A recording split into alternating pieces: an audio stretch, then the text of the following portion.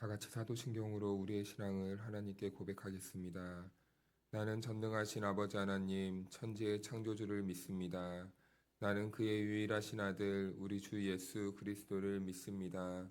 그는 성령으로 잉태되어 동정녀 마리아에게서 나시고 본디오 빌라도에게 고난을 받아 십자가에 못 박혀 죽으시고 장사된 지 사흘 만에 죽은 자 가운데서 다시 살아나셨으며 하늘에 오르시어 전능하신 아버지 하나님 우편에 앉아 계시다가 거기로부터 살아있는 자와 죽은 자를 심판하러 오십니다. 나는 성령을 믿으며 거룩한 공교회와 성도의 교제와 죄를 용서받는 것과 몸의 부활과 영생을 믿습니다. 아멘. 찬송가 493장 하늘 가는 밝은 길이 다 같이 찬송하겠습니다.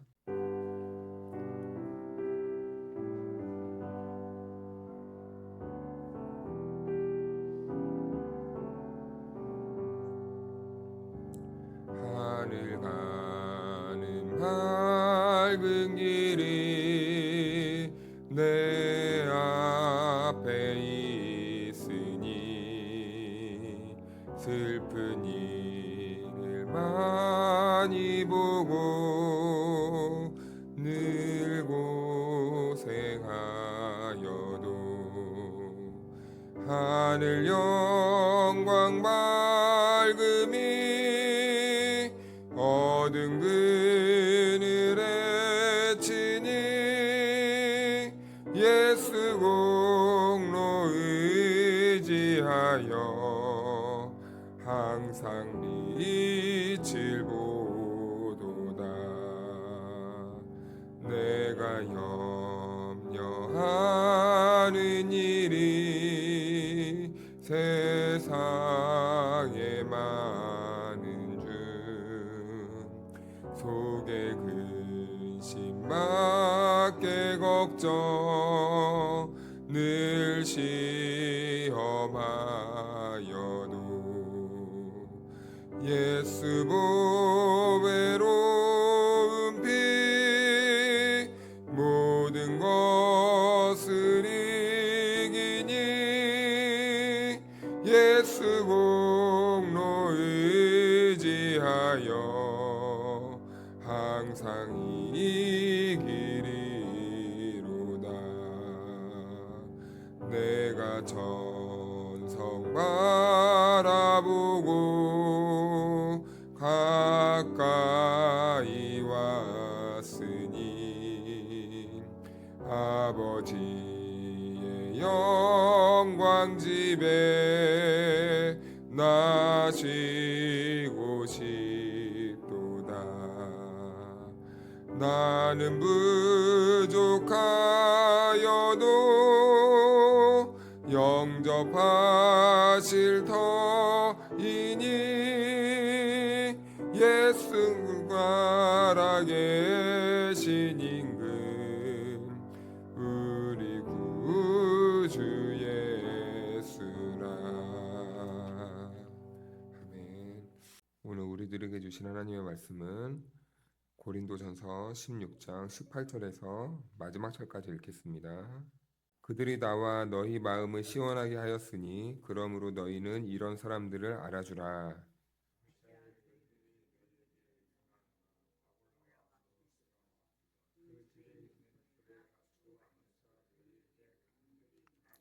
모든 형제도 너희에게 무난하니 너희는 거룩하게 입맞춤으로 서로 무난하라. 만일 누구든지 주를 사랑하지 아니하면 저주를 받을지어다. 우리 주여 오시옵소서. 함께 읽겠습니다. 나의 사랑이 그리스도 예수 안에서 너희 무리와 함께 할지어다. 아멘. 할렐루야. 하나님의 은혜와 평강이 우리 모두에게 함께하기를 축복합니다. 네, 우리가 어제는 교회가 어떤 곳인지를 한번 생각해 보았습니다. 교회는 조직이 아니라 유기체다. 유기적인 공동체다. 바로 가족 공동체였습니다. 성도 한 사람이 아프면 내 몸이 아프듯 우리 전체가 아파야 되고 성도 한 사람의 염려와 고민은 타인의 고민이 아니라 우리의 고민이어야 된다라는 거죠. 그래서 이제는 중요한 질문이 하나 남아요. 그렇다면 이제 우리 공동체는 어떠한 모습으로 그렇게 가족 공동체를 이루어 가야 되는가? 무슨 삶을 살아가면서 우리가 유기적인 공동체로 예수 그리스도의 몸으로 만들어갈 수 있는가라는 것입니다. 그런데 우리가 곰곰이 생각해 보니까요. 우리가 이 땅에서 천국의 이 모형을 누리며 살려고 하면은 여러분 우리들에게 필요한 것이 무엇이겠습니까? 우리는 추상적으로 사랑이라고 말할 겁니다. 사랑. 근데 그 사랑을 가능하기 위해서는 우리가 어떻게 해야 됩니까? 가만히 있으면은 사랑이 이루어지던가요? 그렇지 않습니다. 그래서 어떤 학자는 이렇게 말해요. 사랑은 어차피 희생이다. 라고 말합니다. 사랑은 어차피 희생이다. 희생이 없는 사랑은 있을 수 없고 섬김이 없는 사랑은 있을 수 없다는 겁니다.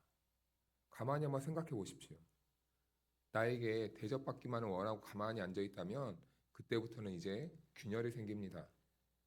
왜 저 사람은 가만히 있어? 나는 이렇게 해주는데 이런 심술들이 올라오기 시작하는 것이죠. 그러면 그때부터는 그 공동체는 깨어지게 됩니다. 가만히 이 자녀들이 하는 모습을 보면요. 자녀들이 서로 싸울 때 종종 이럽니다. 엄마, 왜 쟤만 예뻐해? 엄마, 왜 나는 안 해줘? 라는 이런 심술이 올라올 때 다툼이 일어나더라고요. 교회 안에서도 마찬가지예요. 교회 안에서도 마찬가지라는 겁니다. 그래서 오늘은 사도 바울이 그런 공동체를 향해서 어떻게 살아야 되는가, 우리가 어떻게 한 몸을 이루어 가야 되는가라는 것을 그 질문에 대해서 이제 우리들에게 답을 줄 텐데 바울은 마지막 인사를 나누면서 단순히 사람만을 소개하는 것이 아니라 교회 안에서 우리가 어떤 사람이 되어야 되는가, 그리고 그 삶을 이렇게 가능하게 하기 위해서는 우리가 어떠한 마음의 태도로 살아야 되는가라는 그 답을 주는데, 먼저 결론을 말하면 그 마지막에 마라나타 신앙을 보여주는 거예요. 주 예수여 어서 오시옵소서.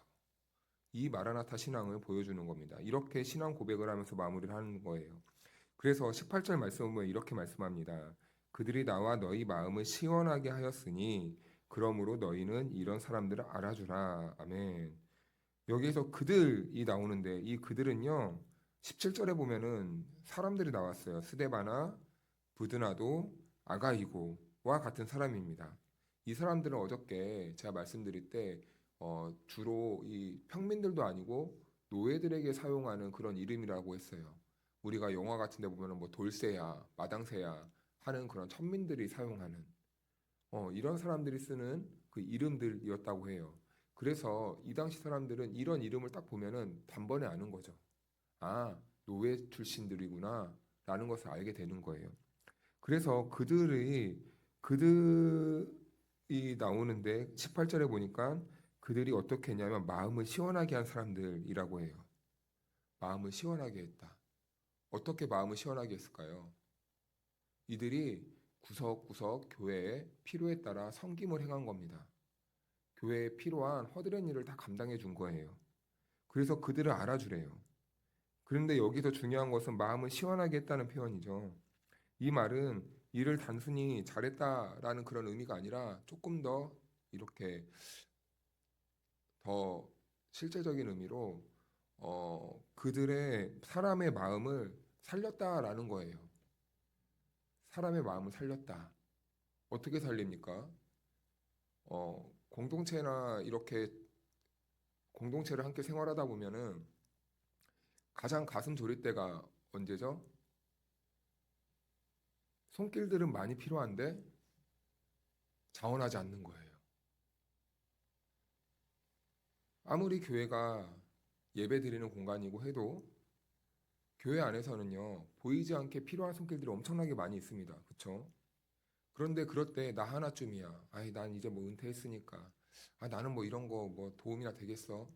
라는 식으로 하나 둘씩 빠지다 보면은 이제 그 보이지 않는 곳곳에 이제 먼지가 계속 쌓이게 되는 거죠. 그럴 때 교회는 이제 점점 이제 먼지더미가 되어 가는 겁니다. 네. 그럴 때 마음을 시원하게 했다. 근심 걱정을 덜어주었다. 라는 거예요. 도움이 필요할 때 말하지 않아도 도와주고, 해줘야 될 때 말하지 않아도 알아서 척척척척 해줄 때. 이럴 때 같이 일하는, 같이 동역하는 사람들의 입장에서는 사실 한시름 놓는 거죠. 이 사람들이 그런 역할을 했다는 겁니다. 그래서 사람의 마음을 살렸다라는 거예요. 그래서 교회 안에는 여러 종류의 사람들이 있잖아요. 앞에서 나서는 사람들도 있고, 그리고 보이지 않게 섬김의 일을 하는 사람들이 있습니다. 그런데 여러분, 우리는 이걸 알아야 돼요. 앞에 사람 한 사람 세우기 위해서요. 사실은 더 많은 사람들이 보이지 않게 일을 감당해 주는 겁니다. 그런데 우리는 항상 거꾸로 사람들을 생각을 해요. 여기 앞에 있는 사람들을 우러러 보기 시작해요. 공동체는 그러기 시작하면요, 조직이 돼 버립니다. 안 돼요. 앞에 있는 사람은요, 여기 계신 성도님들이 있기 때문에 가능한 거예요. 그래서요, 그 사람들을 향해서 바울이 사람들의 마음을 시원하게 하였다라는 걸 강조하면서 뒤에 뭐라고 말해요? 그들을 알아주라. 알아주라는 거예요. 사람들은요, 그런 사람들이 보면 당연히 이렇게 생각할 거예요. 그래, 제 사람이 노예들이 하는 건 당연하지. 청소하는 건 당연하지.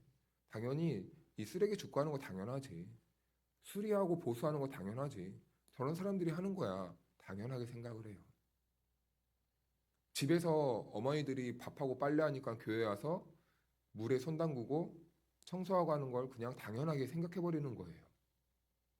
꼭 그와 같다는 겁니다. 밖에서 허드렛 일 하지 이제 이런 말 좀 해서 죄송하지만 밖에서 예를 들면은 뭐 식당 일을 하시는 분이 교회 와서 식당 일 하는 걸 당연하게 생각해 버리는 거예요. 밖에서 청소하시는 분이 저 사람 청소 잘하니까 교회에서 청소하는 걸 봐도 그냥 당연하게 생각해 버리는 거예요. 이런 당연하게 생각하는 것들을 우리가 멀리해야 된다는 겁니다.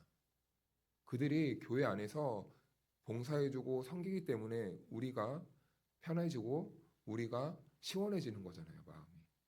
그래서 오히려 그런 사람들을 알아주라는 거예요.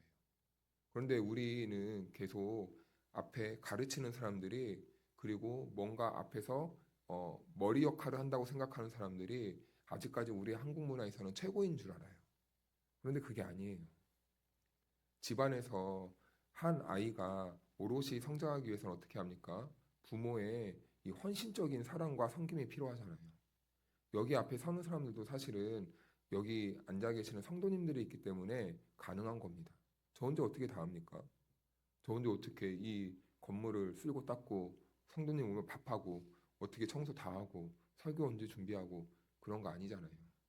각자 보이지 않게 열심히 섬겨주시기 때문에 이 모든 일들이 가능하다고요. 그래서 우리는 한 사람 한 사람을요, 정말 우리는 소중하게 생각해야 돼요. 소중하게 생각해줘야 돼요. 옆에서 작은 것 하나 누군가가 기록을 해줘도 우리가 그 사람들이 있기 때문에 우리가 펜 안 드는 거잖아요. 그런 거거든요. 그런데 우리는 옆에서 계속 사람들을 우리 기준에서 우리가 생각해왔던 대로 이 일은 별로 힘들지 않을 거야. 이 일은 별 볼 일 없는 일이야. 이 일은 누구나 할 수 있는 일이야. 이렇게 생각하다 보면요. 결국엔 그 일들이 다 누구에게 와요? 나중에 다 나에게 오는 거예요. 왜요? 다 놓아버리거든요. 그래서 그 사람들이 일하는 것을 정말 존중해주고 정말 우리가 칭찬해주고 알아줘야 된다는 거예요. 그래서 오늘날 우리 교회에서 조금 이렇게 버려야 될 태도가 있다고 해요. 그것은 옛날과 좀 다른데 어, 칭찬하면 교만해질까 봐 하는 생각을 버려야 된대요. 왜냐하면은 요즘은 너무 각박하거든요. 요즘은 눈빛만 봐도 안 알아줘요. 요즘은 가만히 있으면요 몰라요. 표현을 계속 해줘야 돼요. 표현을. 수고했다. 잘했다. 너가 있어서 우리가 정말 이렇게 편하다. 오늘 하루 너무 고생했어. 칭찬은요, 잔소리 한마디보다요, 칭찬은요, 더 많이 해줘도 괜찮아요. 입이 닳도록 해줘도 괜찮아요. 그게 사람을 살리는 거거든요. 사람이 인정받는다고 생각할 때 사실 안정감을 느껴요. 그리고 내가 이 공동체에 속해도 되는구나 라는 이런 마음이 생기는 거예요. 우리 자녀들이 부모님과 항상 점점 거리가 멀어질 때가 언제입니까? 부모들이 자녀들을 인정하지 않고 계속 잔소리만 할 때 자녀들은 슬금슬금 어머니 아버지와 자리를 이렇게 벌리게 되는 거예요. 그만큼 인정과 칭찬은 중요합니다. 만나는 사람마다 비난하고 잔소리하면요 떠나고 싶어요. 그래서 이 교회는 특히나 모르는 사람들이 예수님을 믿는다는 이유로 모여버렸잖아요. 이것은 우리가 원해서 모인 게 아니라 우리는 그냥 모일 수밖에 없어서 모인 거예요. 제가 모여버렸다는 표현을 사용했는데 맞아요. 우리는 모여버렸어요. 그냥 주님이 부르셔서. 그런데요, 상대방이 내 마음을 알아준다고요? 아니요. 상대방이 나를 이해해 줄 거라고요? 안 그래요. 절대 안 그래요. 여러분. 우리가 계속 표현을 해줘야 되는 거예요. 수고한 건 수고했다. 잘했다. 격려하고 칭찬하고. 이런 문화들이 우리 공동체 안에 점점 자리를 잡아가야 우리도 안정감을 느끼고 건강한 공동체로 세워진다는 겁니다. 그래서 우리는 종종 섬김을 부담으로 생각할 때가 있습니다. 그런데 섬김은 오히려 또 부담이 아니라 기쁨이 될 수도 있다는 거예요. 그래서 어떤 철학자는 행복할 때를 세 가지로 말해요. 첫 번째는 누군가를 위해 땀을 흘릴 때 사람은 행복함을 느낀대요. 그리고 두 번째는 누군가를 진심으로 사랑할 때 행복함을 느낀대요. 그리고 세 번째는 누군가를 섬길 때 사람은 행복과 만족을 누린다고 합니다. 땀을 흘릴 때, 사랑할 때, 섬길 때 행복하대요. 근데 우리는 주로 이런 이 땀을 흘리고 진심으로 사랑하고 섬김의 대상을 어디에서 많이 느끼죠? 내 사랑하는 남편. 그리고 내가 자녀를 위해 땀을 흘리고 수고하고 사랑할 때, 섬길 때 행복함을 많이 느끼잖아요. 우리 가족 안에서. 그런데 그런 것들을 이제는 공동체 안으로 조금 옮겨야 되겠다라는 겁니다. 그래서 이 세 가지를 가능하게 하려면요, 공통점이 있대요.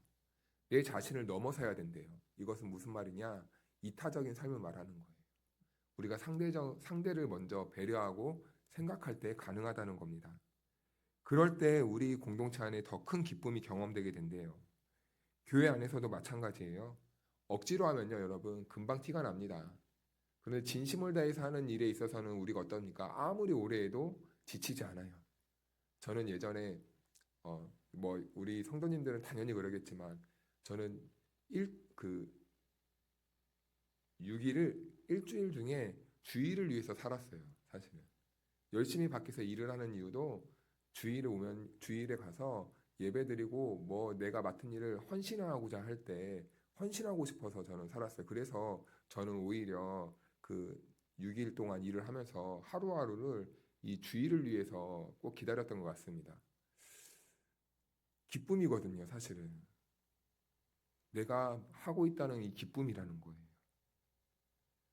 그래서 이렇게 우리가 좋아하는 일을 할 때 지치지 않게 되는 거잖아요. 억지로 하면 금방 지칩니다.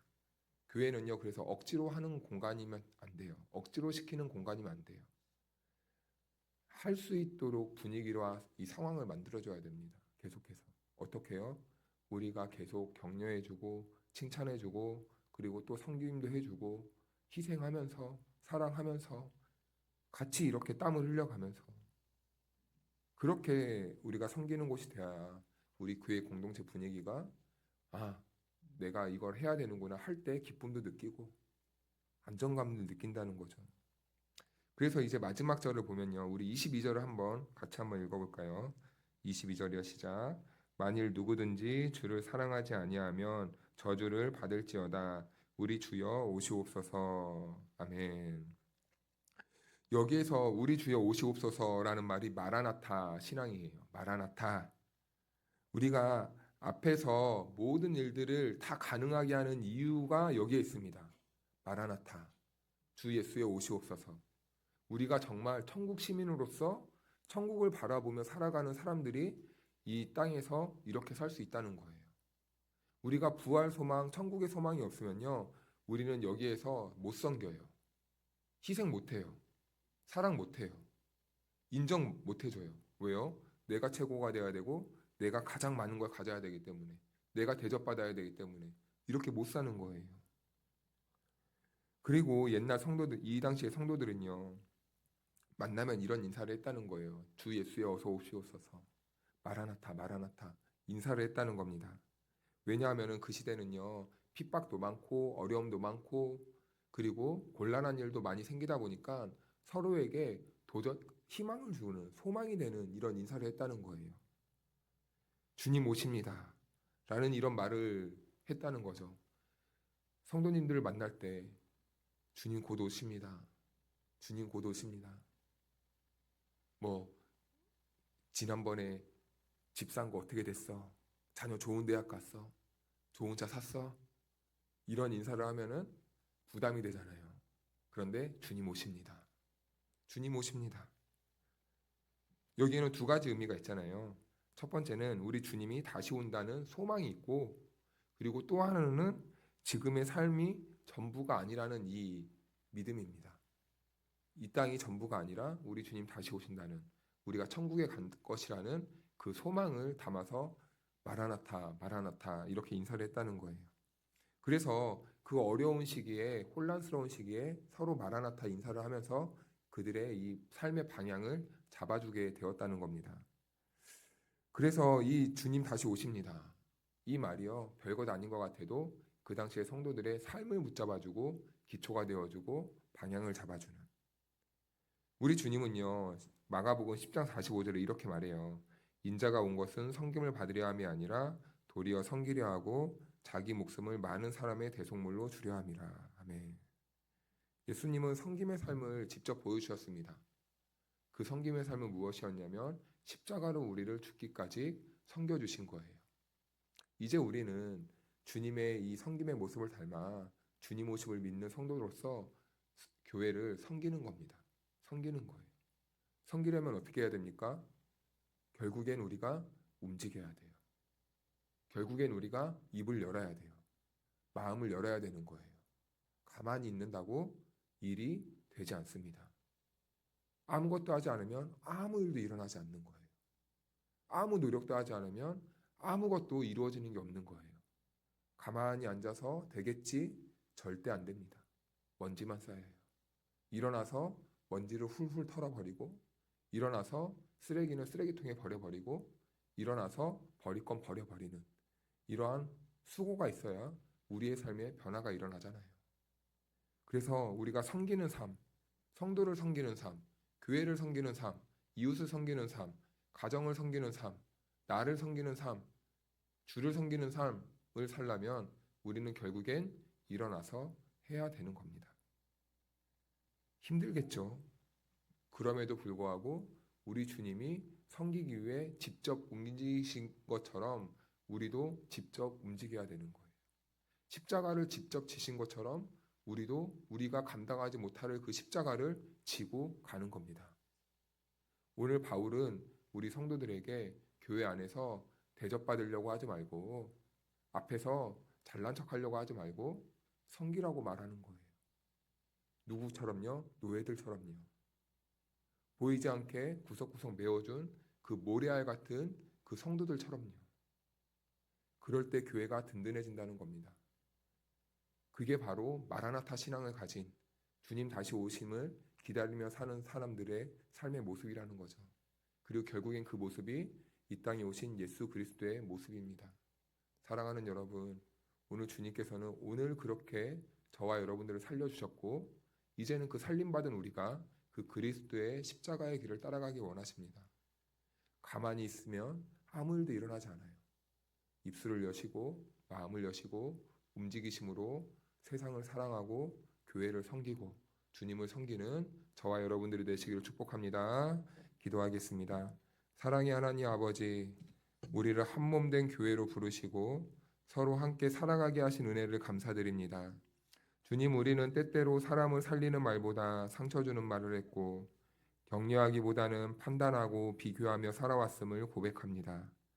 우리의 입술과 마음을 이 시간 새롭게 하여 주셔서 이제는 한 영혼 한 영혼들을 살리는 삶으로, 섬기는 삶으로 예수님의 삶을 본받아 살아가는 우리 성도들 되게 도와주시옵소서. 주님, 오늘 말씀처럼 누군가의 마음을 시원하게 하는 이웃의 삶을 살기를 원합니다. 지친 자에게는 위로의 말을 해주고 또 넘어진 이웃에게는 다시 일어날 수 있는 힘을 그리고 외로운 자에게는 따뜻한 손을 내밀어 줄 수 있는 오늘 하루가 되게 우리를 사용하여 주시옵소서. 하나님, 우리의 모든 시선이 이 땅에만 머물지 않게 하옵소서. 마라나타, 주 예수여 다시 오시옵소서. 이 신앙으로 우리가 거룩한 신부가 되어 주님을 기다리며 살아가는 주님의 성도들을 되게 하여 주옵소서. 주님이 다시 오신다는 소망을 가지고 오늘을 믿음으로 살게 하시고, 흔들리는 세상 속에서도 그리스도 안에서 우리가 믿음 붙잡고 살아갈 수 있도록 성령님 함께하여 주시옵소서. 하나님, 이 시간 우리의 기도를 들어 응답하시는 하나님, 우리의 마음의 소원과 애통의 마음을 들어주시고 응답받고 기쁨과 평안을 누리는 이 기도의 자리가 될 수 있도록 도와주셔서 우리가 이 기도의 자리를 잊지 않고 항상 이 자리에 나와 주님께 기도하며 주님과 소통하며 주님과 만나는 거룩한 자리가 될 수 있도록 도와주시옵소서. 오늘도 우리와 함께 하시고 말씀으로 우리를 인도하여 주시는 예수님의 이름으로 기도하옵나이다. 아멘.